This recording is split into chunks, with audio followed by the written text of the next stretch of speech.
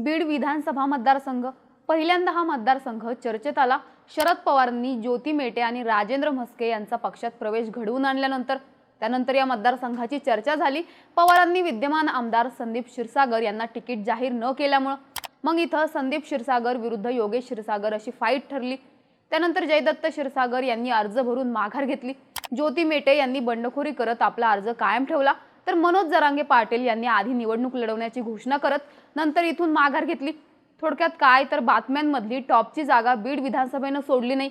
आता इथं क्षीरसागर विरुद्ध क्षीरसागर सामना नक्की झाला असला तर इथं एक चर्चा आहे, ज्योती मेटे जायंट किलर ठरणार का? बीड मधल्या लढाईत नेमकं काय गणित लागतंय? ज्योती मेटे इथली समीकरणं फिरवू शकणार का? पाहूया त्या व्हिडिओच्या माध्यमातून।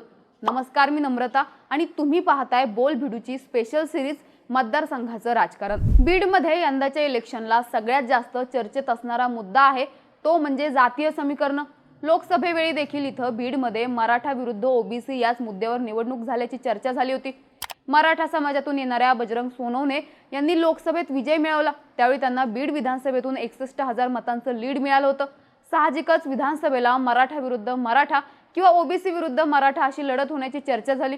पण शरद पवारांनी विद्यमान आमदार संदीप क्षीरसागर यांचं तिकीट रिपीट केलं, तर अजित पवारांनी संदीप क्षीरसागर यांचे चुलत बंधू असलेल्या योगेश क्षीरसागर यांना रिंगणात उतरवलं।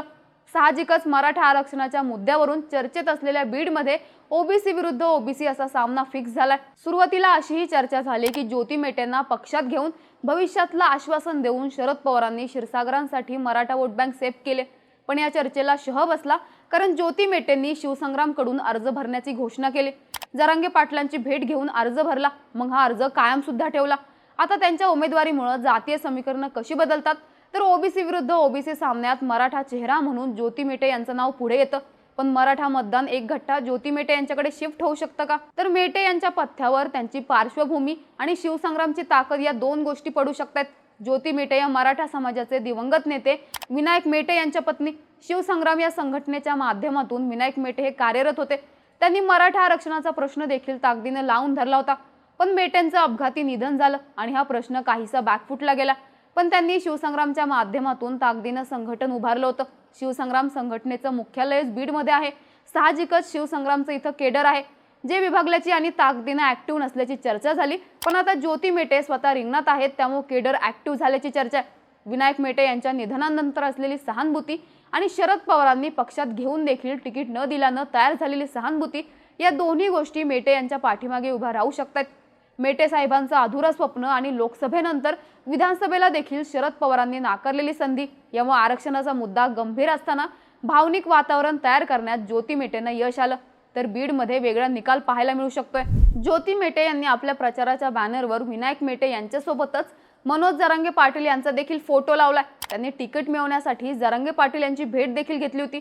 त्यात जरांगे पाटील यांनी जेव्हा बीडमधून उमेदवार देणार अशी घोषणा केली तेव्हा ज्योती मेटे यांना ते संधी देतील असं बोललं गेलं, पण जरांगे पाटलांनी उमेदवार न देण्याची घोषणा केली। असं असलं तरी जरांगे पाटील फॅक्टर बीडमध्ये सामना फिरवणारा ठरू शकतोय। बीडमध्ये साधारण 1.25 लाखाच्या आसपास मराठा मतदान असल्याचं सांगण्यात येतं। क्षीरसागर विरुद्ध क्षीरसागर या सामन्यात मराठा चेहरा असलेल्या मेटेंना यातली बहुतांश मतं जरांगे पाटील फॅक्टरच्या आधारे खेचता येऊ शकतात। प्रश्न उरतो तो जरांगे पाटील यांच्या पाठिंब्याचा। ज्यांनी त्रास दिलाय त्यांना धडा शिकवायचा असं म्हणत जरांगे पाटलांनी बीडमध्ये उमेदवार देण्याची घोषणा केल्याची चर्चा झाली होती। त्यावेळेस त्यांचा रोख अर्थातच धनंजय मुंडे यांच्याकडे होता अशी चर्चा झाली, कारण बीडमध्ये धनंजय मुंडे गटाची निर्णायक ताकद आहे। त्यामुळे जरी उमेदवार दिला नसला तरी जरांगे पाटील इथं प्रत्यक्ष अप्रत्यक्ष जोर लावू शकतात। इथं ज्योती मेटे यांच्याप्रमाणेच अनिल जगताप आणि कुंडलिक खांडे यांनी सुद्धा आपले अर्ज कायम ठेवलेत। जगताप आणि खांडे यांनी जरांगे पाटील समर्थक म्हणून अर्ज दाखल केले होते। जरांगे पाटलांनी जगताप यांना पाठिंबा द्यायचं ठरवलं, तर जगताप हे मूळचे शिंदे गटाचे, त्यामुळे पुन्हा एकदा जरांगेंनी शिंदेंना सॉफ्ट कॉर्नर दिल्याची चर्चा होताना दिसू शकते। अशा वेळी ज्योती मेटे यांना पाठिंबा देऊन विनायक मेटेंचा भावनिक कनेक्ट जोडण्याचा आणि मतदारसंघातली समीकरणं पाहून इलेक्टिव्ह मेरिटवर जोर देण्याचा प्रयत्न जरांगे पाटील करू शकतात। साहजिकच ओबीसी विरुद्ध ओबीसी असं चित्र असताना ओबीसी विरुद्ध मराठा ध्रुवीकरण पथ्यावर पाडून घेण्यात जरांगे पाटलांची मदत मेटेंना होऊ शकते। या समीकरणात आणखी एक मुद्दा महत्त्वाचा आहे, तो म्हणजे क्षीरसागर मुक्त बीड अशी सुरू असलेली चर्चा। मागच्या 3 टर्म क्षीरसागर कुटुंबामध्येच बीडची आमदारकी आहे, तर नगरपालिका, जिल्हा परिषद आणि इतर स्थानिक स्वराज्य संस्थांमध्ये मागच्या 2 ते 3 दशकांपासून क्षीरसागर कुटुंबाची सत्ता आहे। यंदा देखील क्षीरसागर बंधू रिंगणात आहेत। तर जयदत्त क्षीरसागर यांनी ऐनवेळी माघार घेतल्यानं काका पुतण्यांमधली तिरंगी लढत थोडक्यात हुकली। आता या लढाईत क्षीरसागरांच्या विरोधकांनी गटतट विसरून क्षीरसागर मुक्त बीड अशी चर्चा घडवून आणल्याचं काही स्थानिक पत्रकार सांगतात। अशा वेळी हा तिसरा पर्याय म्हणून राजकीय पार्श्वभूमी, जरांगे पाटलांचा पाठिंबा आणि मराठा समाजातून पुढे येणारं नेतृत्व म्हणून ज्योती मेटे यांचा डाव बसू शकतोय। अर्थात हा सामना ज्योती मेटे यांच्यासाठी म्हणावा असा सोपाही नसणार आहे। क्षीरसागर बंधूंची ताकद मोठी आहे। मुंडे बंधू भगिनींच्या पाठिंब्यामुळे ओबीसी आणि खास करून वंजारी मतदार योगेश क्षीरसागरांच्या मागे उभा राहू शकतो। तर शरद पवारांचं वातावरण संदीप क्षीरसागर यांना ओबीसी प्लस मराठा अशी बेरीज करून देण्यात महत्त्वाचं ठरू शकते। मुस्लिम मतदार देखील कुणाच्या पारड्यात वजन टाकणार हे पाहणं महत्त्वाचं आहे। विनायक मेटे यांनी मुस्लिम समाजात केलेल्या कामामुळे त्यांचं मुस्लिम समाजात पॉकेट असलं तरी हे मतदान तुतारीकडे जाण्याची चर्चा असल्याचं स्थानिक पत्रकार सांगतात। पण संदीप क्षीरसागर यांच्यावर शरद पवार गटातले काही पदाधिकारी नाराज असल्याची चर्चा असताना ती बेरीज बसवणं ज्योती मेटे यांच्या पारड्यात वजन टाकू शकते।